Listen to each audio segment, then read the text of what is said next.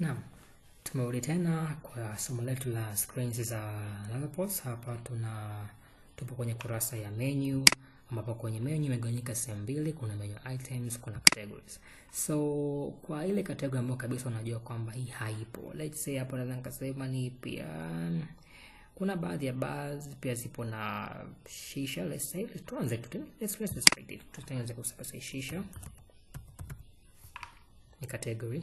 You can put you can use it as let me see what for lazima just put it simple kama tu shisha hivyo, kwa category section ongezeka hapa.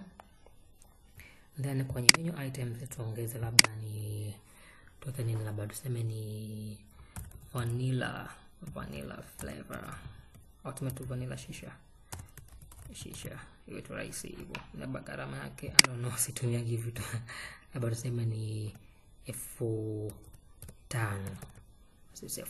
yeah, sorry, hapa ni simple kuweka cost gharama, hapa tuweke F5. Category tunaiweka kwenye nini, kwenye shisha.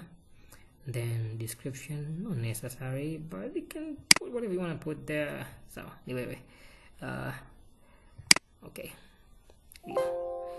Na nikiangalia kuja hapa shisha, nikija kupata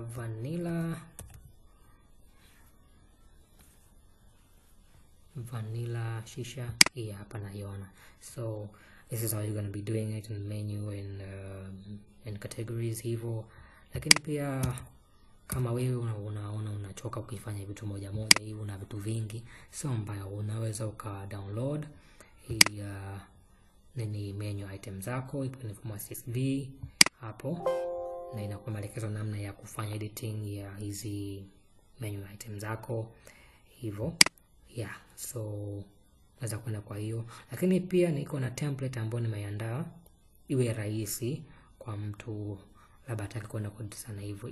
Ni pia ni CSV, I'll put in the description au ndaka kwenye website iwe rahisi anybody kuwa nayo hiyo template ya CSV. Inawezekana ikawa wewe hauwezi download, umeanza na software mpya kabisa hivyo, sio mbaya, au direct nitaka link hapo chini, ama nita kwenye bio website link iwe rahisi wewe unataka kudownload your template, yeah. So kuna vingine hapa, kuna ku add items, kuna ku edit items, kuna ku delete items, but that's straightforward, you don't need to explain how to add something cha kuonesha hapo.